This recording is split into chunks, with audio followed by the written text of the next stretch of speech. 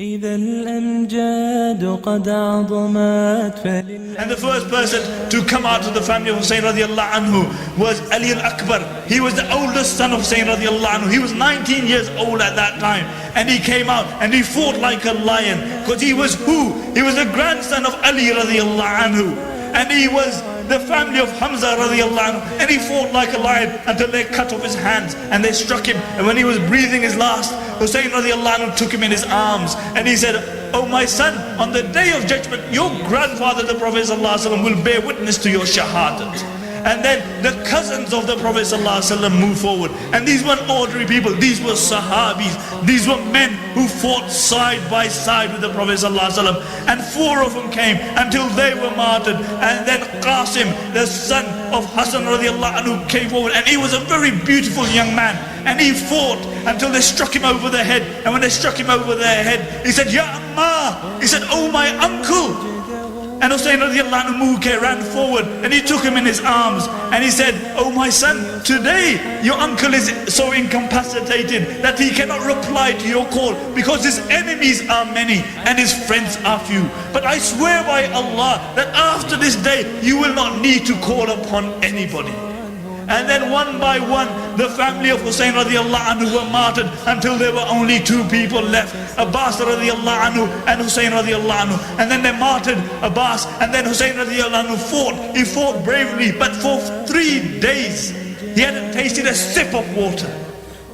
And he fought as brave as he could, but for 3 days he hadn't tasted a sip of water until finally he retreated and he went into his camp and he had a young child, a young son called Abdullah, and he knew his time was up. And he took his son in his arms and he began to kiss him and he began to embrace him. And one of the Kufan, they shot an arrow and the arrow hit Abdullah in the neck.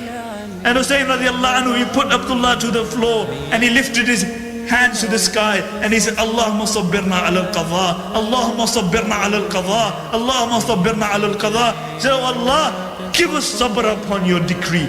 Oh Allah, give us sabr upon your decree. A man who's in this state, but he's still turning towards Allah subhanahu wa ta'ala. And one of the Kufan mentions, "And I swear by Allah, I have never seen a man as brave as Hussein. For bodies are lying all around him, but he's sitting there as content as any man could be." Why? Because he knew he was destined for Jannah. He knew that Jannah was minutes away. And Abdullah ibn Jabir radiallahu anhu, upon occasion, he was sitting with his students and Hussein radiallahu anhu walked past and he said, "If you want to see a man whose abode is Jannah, then look at this man. Because I swear by Allah, I heard the Prophet sallallahu alaihi wasallam saying that Hussein's abode is Jannah." And this Kufan says that never in my life have I seen a man who was brave as this man is, because he knew his abode was Jannah. And then Hussein radiallahu anhu, he stood up and there was a river close by because he knew his time was up.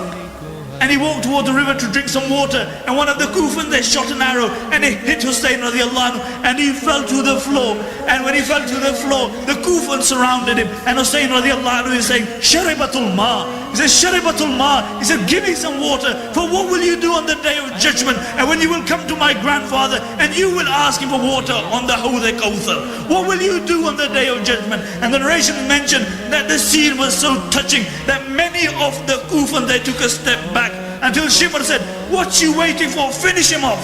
And can you imagine the scene?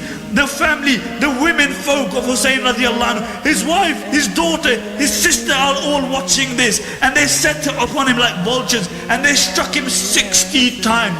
But it didn't finish there. Why? Because the Prophet ﷺ said that Allah has a certain station for people, and often they cannot attain this station through their own deed. So Allah puts them through trials and tribulations. And then one of the Kufans, they grabbed his head and the other one removed his head from his body. What head was this? What head was this? This was the head what the Prophet ﷺ would kiss. This was the head which would lie on the chest of the Prophet ﷺ. This was the head which would lie on the lap of the Prophet ﷺ. This was the most beloved head to the Prophet ﷺ on the face of the earth at that time. And then they took the women folk of the family of Hussein radiallahu anhu as captives. And when Zainab radiallahu anha, the sister of Hussein radiallahu anha, she walked past the bodies and they beheaded every single one. Uncontrollably she started be saying, Ya Muhammadah, Ya Muhammadah, Salla alayka malaikatu sama, Hadha al-Hussein bil-ara, Muzammilu bil-dama, Muqatta'u al-adha, Ya Muhammadah, Ya Muhammadah, Inna banataka sabaya, wa zuriyataka muqattala. She said, oh my grandfather, the Prophet sallallahu alaihi wasallam, oh my grandfather, may the angels of the sky send salutations upon you. This is Hussein lying in the battlefield, and lying in the battlefield, Muzammilu bid-dima. Today his shroud and his clothes are blood. Muqatta'ul adha, and his limbs have been cut. What they did is after they killed Hussein radiallahu anhu, they made horses trample his body. Inna banataka sabaya.